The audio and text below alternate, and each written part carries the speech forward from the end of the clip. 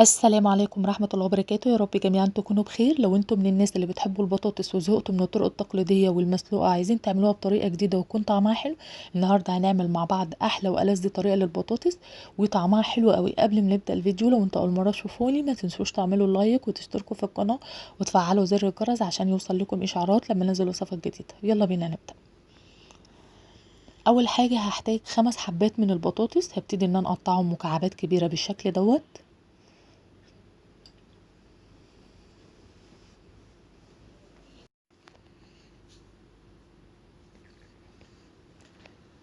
بعد كده هنزل بيهم بقى في الحلة بتاعتي علشان هسلقهم. بعد كده هنزل عليهم بلتر من المية وهرفعها على النار وهسيبها لمدة 15 دقيقة على ما تتسلق معانا. هنا بعد ما اتسلقت معايا هبتدي ان انا اصفيها من المية كويس. بعد كده هرسها كويس بالطريقة ديت.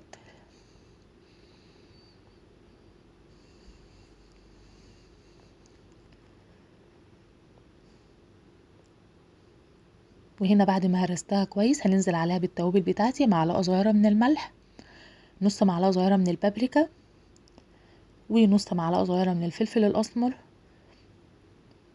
واربع معالق كبار من النشا. وبعد كده هقلب المكونات بتاعتي كويس.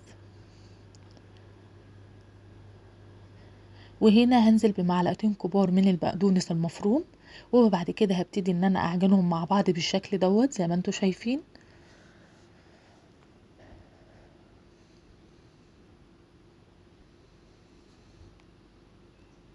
بعد كده هاخد البطاطس بتاعتي هبتدي ان انا المها زي ما انتوا شايفين كده، هتحسوا ان انتوا بتلموا عجينه. بعد كده هبتدي ان انا اعملها رول بالشكل دوت على شكل هرمي. بعد كده هجيب السكينه وابتدي ان انا اقطعها على شكل مثلثات بالشكل دوت.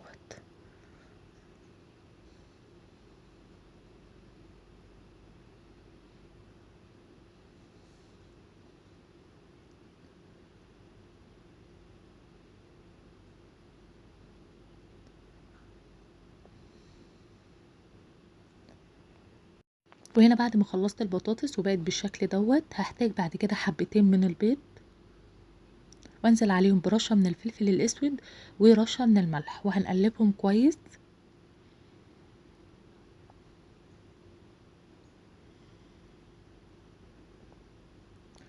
بعد كده هحتاج كوباية من البقسماط الناعم، نزلت عليهم بنص كوباية من البقسماط الكريسبي ومعلقة كبيرة من البقدونس وهنقلبهم مع بعض بالشكل دوت. لو مش متوفر عندك البقسماط الكريسبي عادي تقدري تستغني عنه، تستخدمي البقسماط الناعم العادي عادي مفيش مشكلة.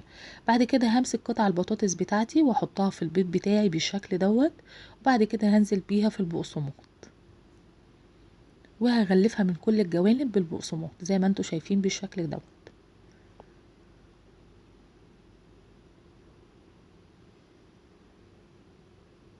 بالشكل دوت هعمل معاكم واحدة كمان، هنزل بقطعة البطاطس في البيض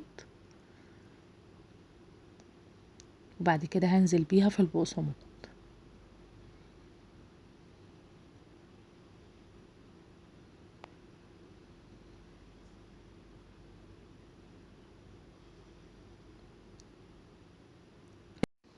وهنا بعد ما خلصت الكمية بتاعتي هحطها في التلاجة ربع ساعة وبعد كده هنقليها.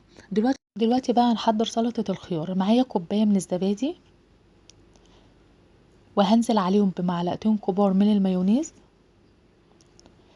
معلقة كبيرة من الشبت المفروم، ومعايا حباية من الخيار مقطعاه مكعبات بالشكل دوت، وفصين من الثوم المفروم.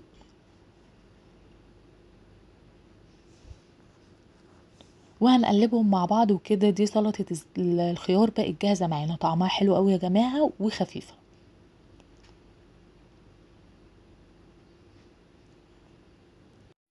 هنا بقى معايا طاسة فيها زيت، ولا هو كتير ولا هو قليل. اول ما الزيت هيبتدي ان هو يسخن معايا هنزل بقطع البطاطس بتاعتي بالشكل دوت، وبعد كده هنخلي النار متوسطة وهنقلب بعد كده على كل اتجاه. كل ما هياخد اللون الذهبي قلبيه على الناحية التانية.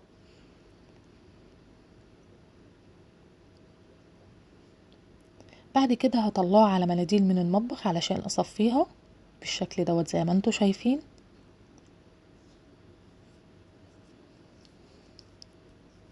بعد كده هنزل بباقي الكمية بتاعتي، وده الشكل النهائي للطبق. عايزة اقولك ان هو ريحته وطعمه حلوين جدا، وسلطة الخيار طعمها احلى. لو انت عندك الاطفال ما بيحبوش البطاطس او زهقتوا من الطرق التقليدية، جربوها بالطريقة ديت. وده الشكل برضو تاني للتقديم بالشكل دوت زي ما انتوا شايفين. تاخدي بقى قطعة البطاطس وتاخديها كده مع سلطة الخيار بتاعتك، طعمها حلو قوي يا جماعة، جربوها وان شاء الله هتعجبكم. ان شاء الله هتعجبكم. اتمنى الفيديو يكون عجبكم. لو عجبكم الفيديو ما تنسوش تعملوا اللايك وتشتركوا في القناة. اشوفكم على خير، مع السلامة.